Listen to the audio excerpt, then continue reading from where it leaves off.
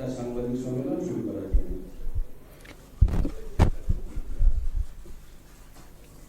मित्रों, आज सभी का भारतीय जनता पार्टी की प्रेस वार्ता में मनपूर्वक स्वागत है। आज 30 दिसंबर का दिन है। हम सभी भारतीयों के लिए गौरव का दिन है। आज ही के दिन 1943 में बंगाल की भूमि के सुपुत्र और देश के महान स्वतंत्रता सेनानी नेताजी सुभाष चंद्र बोस ने पोर्ट ब्लेयर में पहली बार आजाद भारत का झंडा फहराने का काम किया था। तो एक प्रकार से हमारे आजादी के संग्राम का ये बहुत महत्वपूर्ण मकाम था। और इसके कई साल बाद, 8 दशक बाद, आज 30 दिसंबर को जब हम पीछे मुड़ कर देखते हैं तो बंगाल के लिए भी आज से लेकर अप्रैल तक का समय बहुत महत्वपूर्ण समय है। अप्रैल में बंगाल में विधानसभा के चुनाव होने जा रहे हैं। भय, भ्रष्टाचार, कुशासन और घुसपैठ की जगह विरासत, विकास और गरीब कल्याण की एक मजबूत सरकार बनाने का बंगाल की जनता का संकल्प बंगाल में जहां पर भी जाते हैं वहां दिखाई पड़ता है। तृणमूल कांग्रेस के 15 साल के शासन में भय, भ्रष्टाचार और कुशासन और विशेषकर घुसपैठ से बंगाल की जनता चिंतित भी है, भयभीत भी है और आशंकित भी है। हम भारतीय जनता पार्टी के सभी कार्यकर्ता बंगाल की जनता को आश्वासन भी देना चाहते हैं और वादा भी करना चाहते हैं कि मोदी जी के नेतृत्व में बंगाल में भारतीय जनता पार्टी की सरकार बनने के साथ ही यहां की विरासत को हम पुनर्जीवित करेंगे। विकास की गंगा फिर से बड़ी तेज गति से बहेगी और गरीब कल्याण, जो बंगाल का आज बहुत महत्वपूर्ण मुद्दा बना है, देश भर में जहां जहां एनडीए सरकारें हैं, भाजपा सरकारें हैं, हमने गरीब कल्याण को प्राथमिकता दी है। यहां पर भी गरीब कल्याण को प्राथमिकता दी जाएगी। और इस सब के साथ साथ एक ऐसी मजबूत राष्ट्रीय ग्रिड बनाएंगे जो बंगाल से घुसपैठ को समाप्त कर देंगी। इंसान छोड़ दीजिए, परिंदा भी पैर नहीं मार पाए, इस प्रकार की एक मजबूत ग्रिड की रचना हम करेंगे। और न केवल घुसपैठ रोकेंगे, सारे घुसपैठियों को चुन चुन कर भारत के बाहर निकालने का काम भी भारतीय जनता पार्टी की बंगाल सरकार करेगी। आज ममता बनर्जी के नेतृत्व में भ्रष्टाचार के कारण पूरे बंगाल का विकास एक प्रकार से थम गया है। मोदी जी की सारी लाभकारी योजनाएं जो पूरे देश में गरीबी का उन्मूलन कर रही है, यहां पर टोल सिंडिकेट के भेंट चढ़ चुकी हैं और हर योजना डेड एंड पर पहुंच चुकी है। 14 सालों से भय और भ्रष्टाचार ये बंगाल का पहचान बना हुआ है। बीजेपी सरकार का संकल्प 15 अप्रैल 2026 के बाद जब भाजपा सरकार बनेगी, बंग गौरव, बंग संस्कृति, उसके पुनर्जागरण की हम फिर से शुरुआत करेंगे। और विवेकानंद जी, बंकिम बाबू और गुरुवर टैगोर और श्यामा प्रसाद मुखर्जी के स्वप्न का बंगाल बनाने का हम फिर से एक बार प्रयास करेंगे। और आज मैं फिर से एक बार कहना चाहता हूं, भारतीय जनता पार्टी के लिए ये बंग भूमि बहुत पवित्र और बहुत मायने रखने वाली है, क्योंकि हमारी स्थापना, भारतीय जनता पार्टी की स्थापना, भारतीय जनसंघ की स्थापना यही बंग भूमि के बड़े नेता श्यामा प्रसाद मुखर्जी ने की है। भारतीय जनता पार्टी की स्थापना से स्वामी विवेकानंद और बंकिम चंद्र चट्टोपाध्याय, इनका अनुकरण भारतीय जनता पार्टी ने अपने सभी सिद्धांतों के अंदर किया है। मित्रों, आज जब मैं कह रहा हूं कि इस बार 26 के बंगाल के विधानसभा चुनाव में बंगाल में हमारी सरकार बनेगी, इसका मजबूत आधार भी भारतीय जनता पार्टी के पास है। मैं आपको 2014 से 2024 तक के चुनाव के यात्रा के परिणामों को बताना चाहता हूं। 2014 के लोकसभा चुनाव में हमें 17% वोट मिले थे और 2 सीटें मिली। मेरी बात जरा सभी पत्रकार बंधु ध्यान से सुने। 2014 के चुनाव में हमें 17% वोट और 2 सीट मिले थे। 2016 के विधानसभा चुनाव में हमें 10% वोट मिले और विधानसभा की केवल 3 सीटें मिली थी। फिर 14 से 19 के बाद 19 के लोकसभा चुनाव में हमें 41% वोट मिले और 18 सीटें मिली। और 21 के विधानसभा चुनाव में हमें 38 वोट मिले और 77 सीटें मिली। ये बहुत बड़ा अंतर है। जिस पार्टी को केवल 3 सीट मिले थे, वो पार्टी 5 साल के ही अंतराल में 77 सीट प्राप्त करी। और इसका नतीजा देखिए, कांग्रेस, जिसकी एक प्रकार से स्थापना ही बंगाल से शुरू हुई, वो कांग्रेस पार्टी बिग जीरो पर पहुंच गई। और 34 साल तक शासन करने वाला कम्युनिस्ट गठबंधन भी एक भी सीट प्राप्त नहीं कर पाया और हमने मुख्य विपक्ष का स्थान प्राप्त किया। आज शुभेंदु जी मेरे साथ यहां पर बैठे हैं, वो हमारे प्रतिपक्ष के नेता हैं। 24 के चुनाव में भी हमने 39% वोट प्राप्त किया, 12% सीट प्राप्त की, 12 सीटें प्राप्त की। और 26 में हम निश्चित रूप से प्रचंड बहुमत के साथ भारतीय जनता पार्टी की सरकार बनाने वाले हैं। मित्रों, ये 24 से अब तक का समय भारतीय जनता पार्टी के लिए बहुत शुभांकर सिद्ध हुआ है। 24 में लगातार तीसरी बार नरेंद्र मोदी जी इस देश के प्रधानमंत्री बने। उसके बाद महाराष्ट्र में, हरियाणा में, दिल्ली में और अब बिहार में भारतीय जनता पार्टी की सरकारें बनी हैं। 24 के चुनाव में उड़ीसा और आंध्र प्रदेश में भी पूर्ण बहुमत की भाजपा की और एनडीए की सरकार बनी है।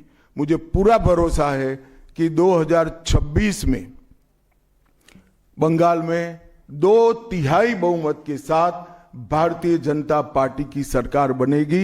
ये बंगाल की जनता तय कर बैठी है।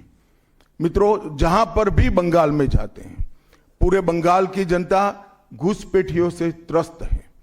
क्या कोई राज्य सरकार ऐसी हो सकती है जो घुसपैठियों की पनाहगाह अपने राज्य को बना दे? राष्ट्रीय सुरक्षा पर एक कितना बड़ा खतरा है, इसका जवाब बंगाल की मुख्यमंत्री ने बंगाल के चुनाव में दे। घुसपैठ रोकने के लिए उनके पास क्या योजना है? आर्टिकल 370 हटता है, वो विरोध करती है। सीएए लाकर बंगाल के शरणार्थियों को नागरिकता देने का हम कार्यक्रम करते हैं, वो विरोध करती हैं। और वो ठीकरा फोड़ते हैं कि बीएसएफ है, वो रोक नहीं रही है। ममता जी, मैं आज आपको इस सार्वजनिक प्रेस वार्ता में पूछना चाहता हूं कि कौन सी सरकार है बांग्लादेश की पूरी सीमा पर जो वाड़बंदी करने के लिए, बॉर्डर पर फेंसिंग करने के लिए जमीन नहीं देती है? अगर आप जवाब न दे पाए तो मैं ही देता हूं। आपकी ही सरकार है जो जमीन नहीं देती है, जिसके कारण फेंसिंग का काम समाप्त नहीं होता है। फिर भी भौगोलिक रूप से कठिन सीमा पर से कोई घुस कर आता है तो कहां जाता है? सबसे पहले बंगाल के गांव में जाता है। आपका पटवारी क्या कर रहा है? आपका थाना क्या कर रहा है? क्यों इसको अरेस्ट नहीं किया जाता? क्यों उस पर केस दर्ज नहीं होता? क्यों इसको वापस भेजा नहीं जाता? जवाब है क्या आपके पास? क्या बंगाल की मुख्यमंत्री ये जवाब दे सकती है कि असम में घुसपैठ क्यों बंद हो गई? त्रिपुरा में घुसपैठ क्यों बंद हो गई? गुजरात और राजस्थान की बॉर्डर पर घुसपैठ क्यों नहीं होती है? पंजाब की बॉर्डर पर घुसपैठ क्यों नहीं होती है? कश्मीर की बॉर्डर पर घुसपैठ क्यों नहीं होती है? सिर्फ बंगाल में क्यों होती है? क्योंकि आपकी निगहबानी में घुसपैठ कराई जाती है और बंगाल को धीरे धीरे डेमोग्राफी चेंज कर कर आपकी वोट बैंक को पुख्ता करनी चाहती है। मगर ये लंबा नहीं चलेगा। बंगाल की जनता अब जान गई है और इसके खिलाफ लामबंद भी हो रही है। और मुझे मालूम है अगला चुनाव घुसपैठियों को निकालने के मुद्दे पर और घुसपैठ रोकने के मुद्दे पर लड़े जाने वाला है, क्योंकि न केवल ये बंगाल का अब मामला रहा है। मैं आज बंगाल की जनता को इस प्रेस वार्ता के माध्यम से बताने आया हूं कि बंगाल की बॉर्डर से हो रही घुसपैठ सिर्फ बंगाल का मामला नहीं रहा है, अब ये राष्ट्रीय सुरक्षा का मामला है। देश की संस्कृति को बचाना है, देश की सुरक्षा को सुनिश्चित करना है, तो बंगाल की बॉर्डर सील कर दे ऐसी देशभक्त सरकार यहां लानी पड़ेगी, जो ममता बनर्जी नहीं कर सकती, केवल और केवल भारतीय जनता पार्टी कर सकती है। घुसपैठ के अलावे भ्रष्टाचार से पूरी बंगाल की जनता त्रस्त है। रोजवेली चिटफंड घोटाला, कैश फॉर क्वेरी घोटाला, एसएससी घोटाला, नगर पालिका नगर नियम का भर्ती का घोटाला, गाय तस्करी का घोटाला, राशन पीडीएस का घोटाला, मनरेगा का घोटाला, पीएम आवास का घोटाला, इतने सारे घोटाले हैं कि मैं पूरा लिस्ट पढ़ूंगा तो मेरी प्रेस कॉन्फ्रेंस का पूरा हिस्सा ही उसमें चला जाएगा। अब क्या ममता बनर्जी इस बात का जवाब दे सकती है कि आपके मंत्रियों के ठिकाने पर से 27 करोड़ रुपया मिलता है, जिसको गिनते गिनते नोट गिनने की मशीन भी गर्म होकर बंद हो जाती है? बंगाल जैसे गरीब राज्य के अंदर 27 करोड़, 20 करोड़, 15 करोड़ ये राशि मिल रही है, आपकी कोई अकाउंटेबिलिटी नहीं है। पार्थो चैटर्जी जेल में जाते हैं, ज्योति प्रिय मलिक जेल में जाते हैं, अनुव्रत मंडल जेल में जाते हैं, जीवन कृष्ण शाह जेल में जाते हैं, माणिक भट्टाचार्य जेल में जाते हैं, चंद्रनाथ सिन्हा जेल में जाते हैं, परेश पाल जेल में जाते हैं, कुंतल घोष जेल में जाते हैं, फिरहाद हकीम वो भी आरोपी बनाए जाते हैं, शोभन चैटर्जी आरोपी बनाए जाते हैं, कुणाल घोष 3 साल जेल में रहकर आते हैं, और आप कहती है कि भ्रष्टाचार नहीं हो गया, हो रहा है। आप आंख मूंद लिए ही हो भ्रष्टाचार के लिए, मगर बंगाल की जनता अपनी आंख बंद कर कर नहीं बैठी है। गरीब बंगाल की जनता के अधिकार का पैसा आपकी कैडर की भेंट चढ़ रहा है, आपको इसको जवाब देना पड़ेगा। महिलाओं की सुरक्षा एक बहुत बड़ा मुद्दा बना है और अधिकृत रूप से कहा जाता है कि महिलाएं 7 बजे के बाद अपने हॉस्टल और घर से न निकले। हम कौन से जमाने में जी रहे? मुगल काल में जी रहे हैं क्या? ममता जी, ये आजाद भारत, यहां माताओं बहनों को पूरा दिन जब इनकी मर्जी हो, जब इनको काम हो, घर के बाहर निकलने की सुरक्षा प्रदान करना ये हमारा संवैधानिक दायित्व है, जो देने में आपकी सरकार विफल गई है। आरजी कर मेडिकल कॉलेज का मामला हो, संदेश खाली का मामला हो, दुर्गापुर मेडिकल कॉलेज का मामला हो, साउथ कॉलेज लॉ कॉलेज का मामला हो, हर जगह बेटियां असुरक्षित हैं और ढेर सारे लोग और ढेर सारी माताएं बहनें ये अत्याचार से तंग आ चुकी है, असुरक्षा से तंग आ चुकी है। वो भी राह देख रही है कि कब वोट देने का अधिकार आए और हम इन निकम्मी तृणमूल कांग्रेस की सरकार को हटा दें। सांप्रदायिक तुष्टीकरण को इस राज्य सरकार ने अपनी नीति के रूप में स्वीकार कर लिया है। अब मरहम लगाने का प्रयास हो रहा है, मैं सुबह से देख रहा हूं, मगर अब मरहम लगाने से कुछ नहीं होता है। हृदय पर, बंगाल की हिंदुओं के हृदय पर घाव इतना गहरा बैठ गया है कि कोई मरहम काम नहीं आएगा। अब आपका जाने का समय तय हो गया है। यहां तक इंतहा कर दी, यहां तक कि पार्लियामेंट में वंदे मातरम पर चर्चा होती है। बंकिम बाबू ने रचे हुए वंदे मातरम पर चर्चा हुई, जो गीत पूरे हमारे आजादी के आंदोलन का प्रेरणा गीत बना, वो वंदे मातरम की चर्चा का तृणमूल कांग्रेस विरोध कर रही है, क्योंकि उनकी वोट बैंक इससे नाराज हो रही है। ये बंगाल की जनता कभी सहन नहीं करेगी। एक जमाना था मित्रों कि भारत के जीडीपी में बंगाल का योगदान 10.5% था और तीसरे नंबर पर था। जीडीपी में योगदान की दृष्टि से हमारा बंगाल तीसरे नंबर पर था। तीसरे नंबर पर से सरक कर ये 49 साल में वो 22वें नंबर पर आ गया। अब नीचे कोई जगह ही नहीं बची। बंगाल का इतना आर्थिक पतन कभी नहीं हुआ है। ये कम्युनिस्टों के शासन के पहले, तृणमूल के शासन के पहले प्रति व्यक्ति बंगाल की आय राष्ट्रीय औसत से 127% ज्यादा थी। 127%। देश में नागरिक 100 रुपया कमाता था तो बंगाल में 127 रुपया कमाता था। आज देश का नागरिक 100 रुपया कमाता है तो बंगाल का नागरिक 73 रुपया कमाता है। ममता जी, आपको इसको जवाब देना पड़ेगा। हर प्रकार के उद्योग की शुरुआत एक जमाने में इस सुजलाम सुफलाम भूमि से हुआ था और इसी के आधार पर सोनार बांग्ला की परिकल्पना की जाती थी। वो बंगाल में आज भ्रष्टाचार, घुसपैठ और टोलबाजी के कारण सारी इंडस्ट्री वापिस जा रही है। केंद्र सरकार की योजनाएं लागू करने में उनको अपनी वोट बैंक गंवाने का डर है। पीएम किसान देरी से लागू किया, बंगाल के किसानों का 10,000 करोड़ रुपया चला गया।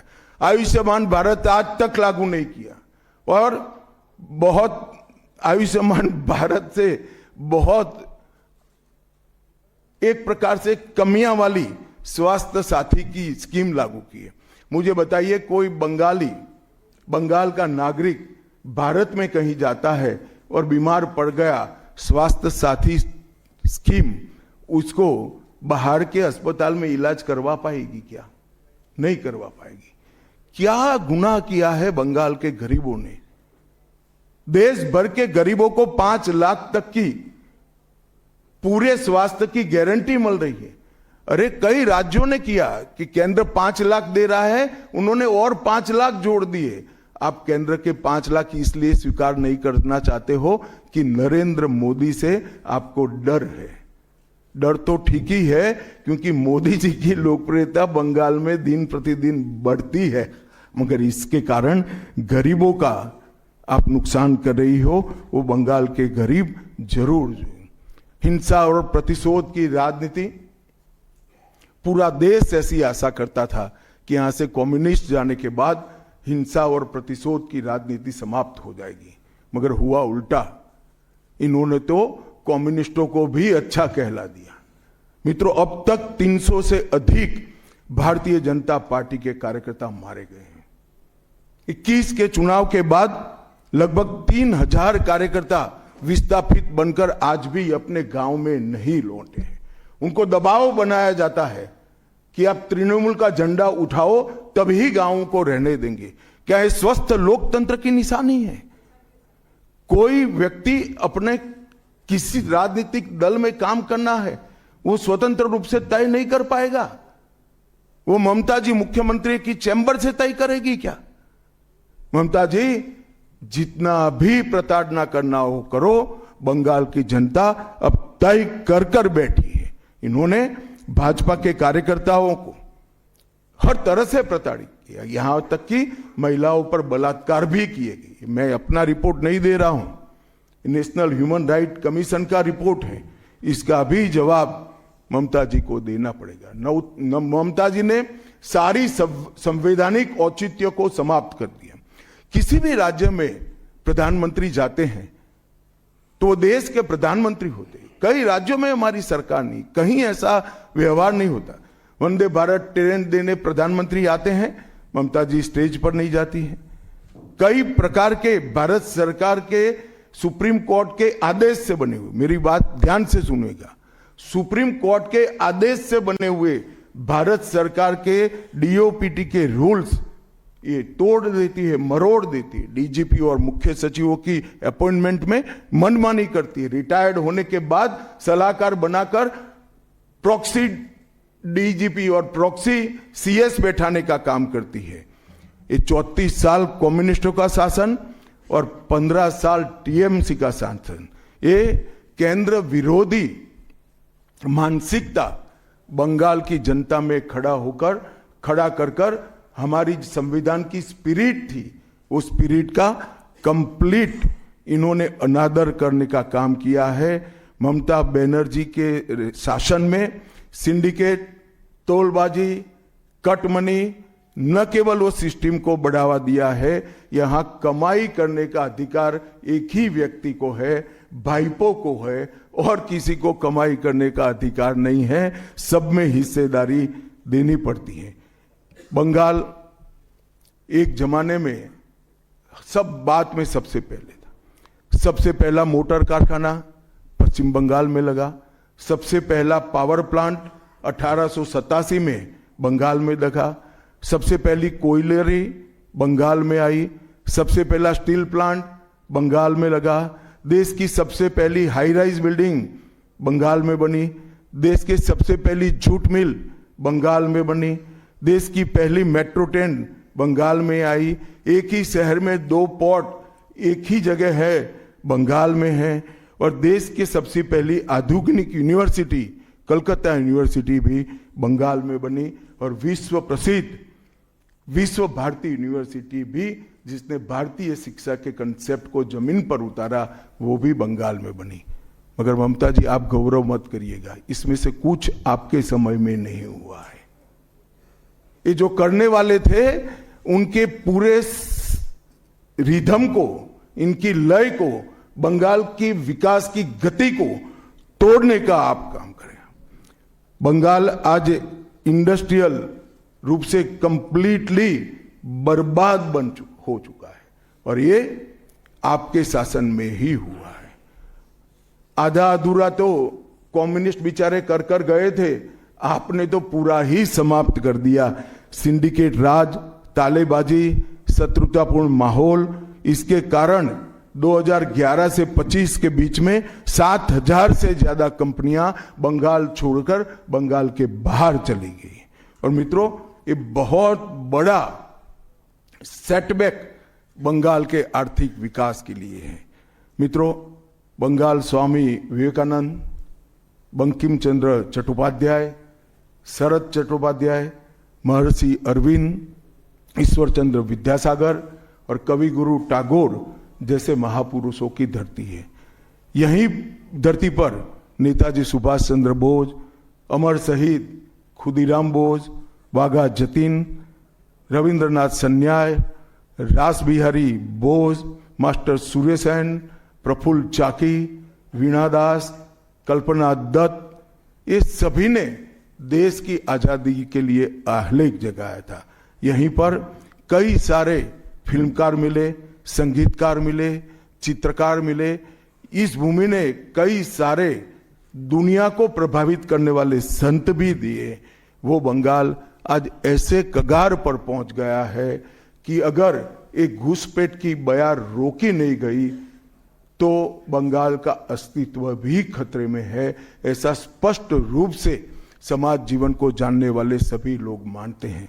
और अंत में मैं बंगाल की जनता को फिर से एक बार कहना चाहता हूं कि बंगाल के अस्तित्व पर तो घुसपैठिया संकट है ही है, बंगाल की संस्कृति पर एक घुसपैठिया संकट है ही है, परंतु अब ये संकट केवल बंगाल तक सीमित नहीं रहा है, पूरे देश तक ये संकट आगे बढ़ गया है। मेरा आप सभी से करबद्ध निवेदन है, आपने लंबे समय तक कांग्रेस को मौका दिया, 34 साल तक कम्युनिस्ट पार्टी को मौका दिया, 15 साल तक ममता बनर्जी को मौका दिया। इनका ट्रैक रिकॉर्ड नीचे नीचे नीचे गिराने का है, अब इससे नीचे कोई जगह नहीं बची है। और भारतीय जनता पार्टी का रिकॉर्ड है, जहां भारतीय जनता पार्टी की सरकारें आई वो राज्य बीमारू राज्यों में से समृद्ध राज्य बनने की कगार में आगे बढ़े हैं। पूरा देश मोदी जी के नेतृत्व में आगे बढ़ रहा है, पूरा देश मोदी जी के नेतृत्व में सुरक्षित हो रहा है। पूरे देश में भारत की संस्कृति, भारत के धर्म, भारत की भाषाएं मोदी जी के नेतृत्व में आगे बढ़ रही है, फल फूल रही है। बंगाल की जनता को मैं विनती करता हूं कि मोदी जी के नेतृत्व में पूर्ण बहुमत की, प्रचंड बहुमत की एक भारतीय जनता पार्टी की सरकार बनाइए। हम कवि गुरु की कल्पना का, विवेकानंद की कल्पना का, बंकिम बाबू की कल्पना का बंगाल बनाएंगे, सोनार बांग्ला बनाएंगे और निश्चित रूप से काम भारतीय जनता पार्टी की सरकार ही कर सकती है, ऐसा मेरा विश्वास है। तो फिर से एक बार समग्र बंगाल की जनता को करबद्ध निवेदन में करना चाहता हूं कि बंगाल में हमें पूर्ण बहुमत दीजिए। बंगाल और पूरी भारत को सुरक्षित करने के लिए ये चुनाव में बाकी सारी चीजें छोड़कर भारतीय जनता पार्टी को जिताने का काम करिए। धन्यवाद। कौन बोलते जाओ नाम भाई। सुन रहे थे गृह मंत्री अमित शाह को, जो प्रेस कॉन्फ्रेंस इस वक्त कोलकाता में कर रहे थे। बंगाल में केंद्र की योजना लागू नहीं की गई। एक तरह से साल 2026 में जो पश्चिम बंगाल में विधानसभा चुनाव होने हैं उसका रोड मैप तैयार है बीजेपी का, और उसी का खाका पेश किया गृह मंत्री ने। ममता बनर्जी नियमों को तोड़ मरोड़ देती हैं। उन्होंने साथ ही ये भी कहा कि इस बार विधानसभा चुनाव पश्चिम बंगाल में घुसपैठ के मुद्दे पर लड़ा जाएगा। बंगाल में केंद्र की योजना लागू नहीं की गई है, सुन लेते हैं गृह मंत्री। पार्टी और एडमिनिस्ट्रेशन ने बहुत सारे संस्कार लाए। 75 साल के बाद कोई भी लीडर या फिर मंत्री हो, उसको मार्गदर्शक के भूमिका में जाना पड़ता है। तो आपको क्या लगता है अभी हाईएस्ट लेवल पे जो भी है पार्टी या फिर एडमिनिस्ट्रेशन में, वो 75 साल हो गया, उसको अपने आप वानप्रस्थ में जाना चाहिए? चलिए मैं बुलाकर आपको बताऊंगा। तुम बंगाल की चिंता करो भैया, मेरी पार्टी की क्यों चिंता कर रहे हो?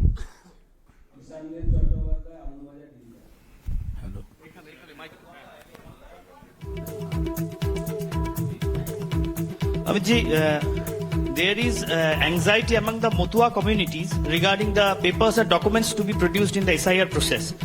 And would you like to consider anything so that they can get rid of their anxiety? मतुआओं को डरने की कोई जरूरत नहीं है। ये भारतीय जनता पार्टी का वादा है। जो शरणार्थी बंगाल में आए हैं वो भारत के नागरिक है, इनका कोई नुकसान नहीं कर सकता, ममता बनर्जी भी नहीं कर सकती। Amit ji, this is Atri Mitra from Indian express.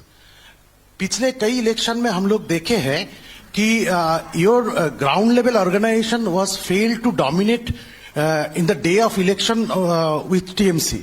So is your organization is ready for now in 2020? आपने ध्यान से नहीं देखा है। मैंने इसीलिए पहले भाजपा की विकास यात्रा, भारतीय जनता पार्टी की विकास यात्रा बनाई। हम 3 सीट पर थे, 77 पर पहुंचे हैं और 77 से अब एज अ विरोध, मुख्य विरोध पक्ष, हमारा अधिकार है कि विफल सरकार को उखाड़कर हमें जनता शासन देगी। हम 77 सीट पर ऐसे नहीं पहुंच सकते, 18 सीटें ऐसे नहीं जीत सकते हैं। हमारा काम बूथ तक पहुंच चुका है, इसी के कारण हमें सफलता मिली है। कृष्णजीत बख्शी, दूरदर्शन। आप विकास की बात कर रहे थे। हम अलग अलग शहर में जब मेट्रो की बात करते हैं तो हम मेट्रो की सूचना, घोषणा देखते हैं और बाद में 2-3 महीने बाद मेट्रो चढ़ते हैं। लेकिन कोलकाता में हम देखते हैं कि हम बचपन से ही मेट्रो का काम चलते रहते हैं, और खास तौर से मैं जब ऑफिस जाता हूं देखता रहता हूं कि एक जगह है जहां पे मेट्रो का काम आधा अधूरा पिछले कई सालों से है, और 2-3 बार हाईकोर्ट का इंटरवेंशन के बावजूद भी वो काम हो नहीं पा रहा है। और इसीलिए कई सारे जो यात्री है काफी उसका दिक्कत हो रही है। तो ये जो इस यहाँ पे विकास का काम इस तरह से केंद्र और प्रदेश की खींचतानी में रुकावट देखते हैं, इसमें कैसे? तो इस वक्त की बड़ी खबर, महिलाओं को सुरक्षा देना हमारा कर्तव्य, गृह मंत्री अमित शाह ने कोलकाता में प्रेस कॉन्फ्रेंस में कहा। और बंगाल की महिलाएं असुरक्षा से त्रस्त हैं। ममता बनर्जी के जाने का समय तय हो गया है।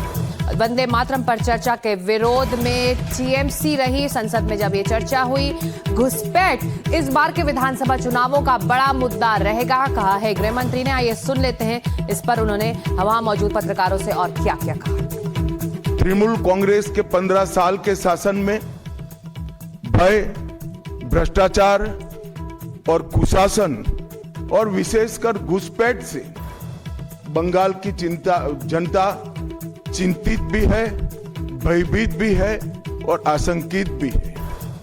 हम भारतीय जनता पार्टी के सभी कार्यकर्ता बंगाल की जनता को आश्वासन भी देना चाहते हैं और वादा भी करना चाहते हैं कि मोदी जी के नेतृत्व में बंगाल में भारतीय जनता पार्टी की सरकार बनने के साथ ही यहां की विरासत को हम पुनर्जीवित करेंगे। विकास की गंगा फिर से बड़ी तेज गति से बहेगी और गरीब कल्याण, जो बंगाल का आज बहुत महत्वपूर्ण मुद्दा बना है, देश भर में जहां जहां एनडीए सरकारें हैं, भाजपा सरकारें हैं, हमने गरीब कल्याण को प्राथमिकता दी है। यहां पर भी गरीब कल्याण को प्राथमिकता दी जाएगी। और इस सब के साथ साथ एक ऐसी मजबूत राष्ट्रीय ग्रिड बनाएंगे जो बंगाल से घुसपैठ को समाप्त कर देगी। इंसान छोड़ दीजिए, परिंदा भी पैर नहीं मार पाए, इस प्रकार की एक मजबूत ग्रिड की रचना हम करेंगे। और न केवल घुसपैठ रोकेंगे, सारे घुसपैठियों को चुन चुन कर भारत के बाहर निकालने का काम भी भारतीय जनता पार्टी की बंगाल सरकार करेगी। घुसपैठ के अलावे भ्रष्टाचार से पूरी बंगाल की जनता त्रस्त है।